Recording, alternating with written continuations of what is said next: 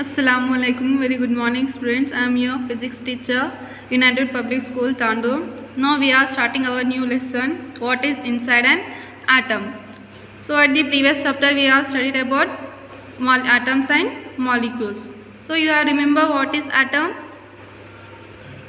So now discuss about what is atom. What is atom? The smallest particles of chemical elements that can exist. The smallest tiny particles which exist in the atmosphere, we are calling it as atoms. And what is a molecule? Molecule formed by two or more atoms chemically bound together by a molecule. These atoms together form molecules. As like I am taking two atoms here, atom A and atom A.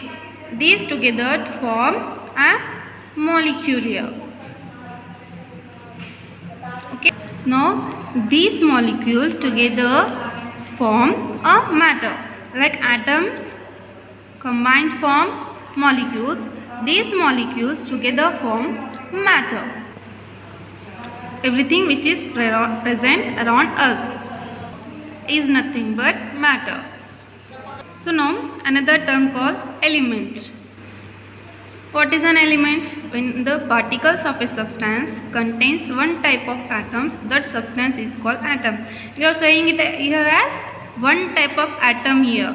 A similar atoms we are combining, they form an element, not different. I am saying it as one type of elements, like same elements, like atom A, they are combining the. So do you remember the terms and the meanings?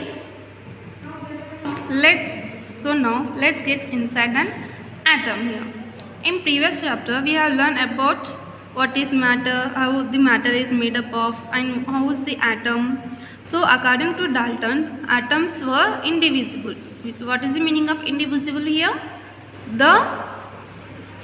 So what is indivisible? That means that they could not be divided into still smaller parts. Dalton said that atoms cannot be divided into small particles, but atoms of an elements are identical to each other and different from the atoms of other elements. All the atoms we have discussed now. Atoms are small tiny particles which cannot be seen with the naked eye. Scientists relied on indirect evidence to prove the existence of atoms. So properties on the basis of experiment that very soon they realized that atoms could gain or lose charges during electrolysis experiment. So during electrolysis experiment, we are saying it as electrolysis experiment by Michael Faraday. Do you remember electrolysis experiment or not? So we will revise it. Like do you remember this diagram? This is electrolysis of water. What we are taking here? We are taking here a water and here see when the electrolysis process is done, so here two charges are seen that separated. They are anode and cathode.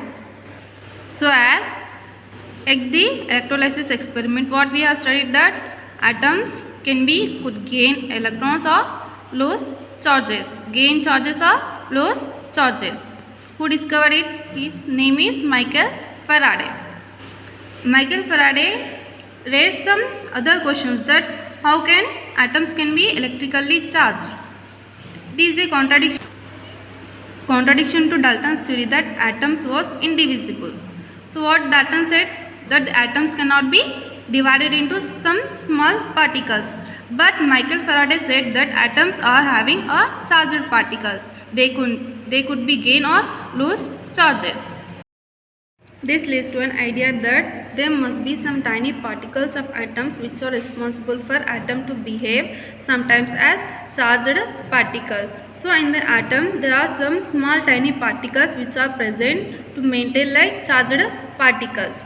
As atoms is considered electrically neutral, it probably had some positive constituents and equal number of negative constituents to maintain its electrical neutrality. For to maintain electrical neutrality in the atom, we must have equal number of positive constituents and negative constituents with equal number. This gave a scope to think about subatomic particles. So now we will discuss about subatomic particles. In science, theories changes after gathering new information.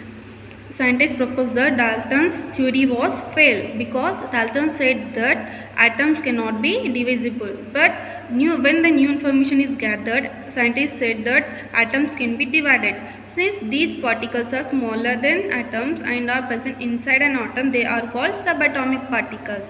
Atoms, in these atoms, there are small tiny particles are there. We are calling it as subatomic particles here.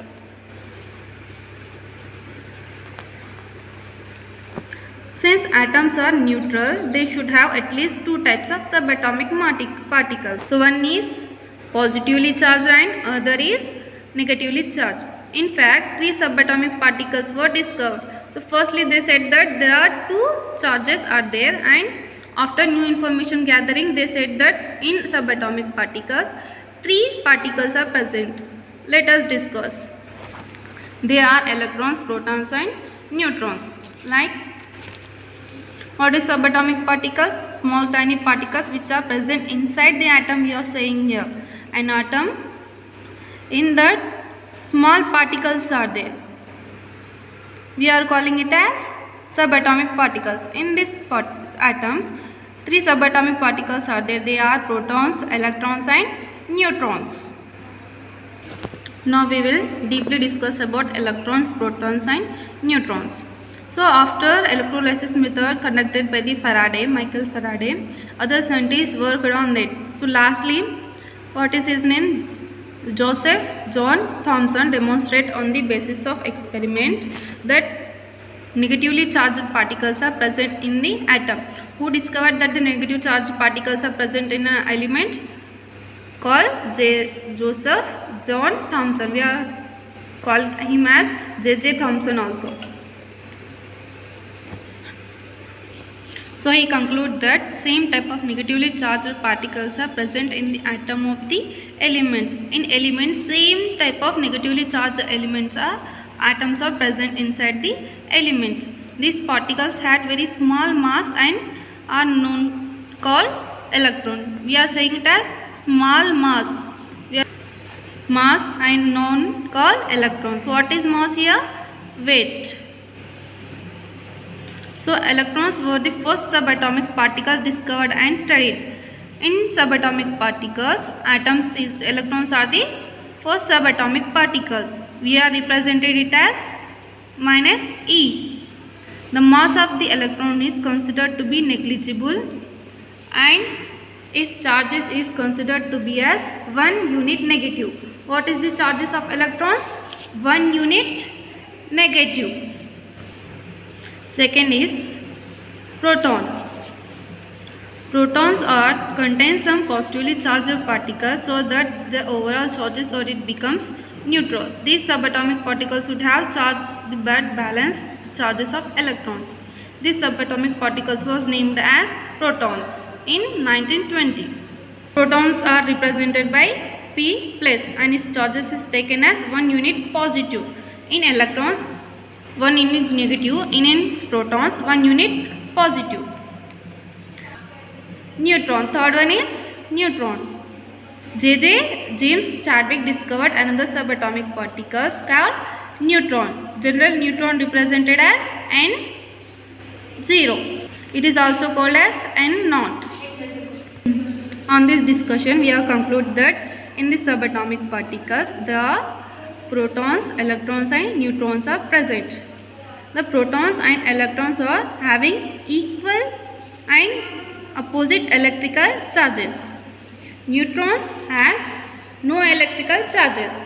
What we are saying it as electrons and protons have electrical charges, but neutrons do not have any electrical charges. The mass means we are saying it as weight, no.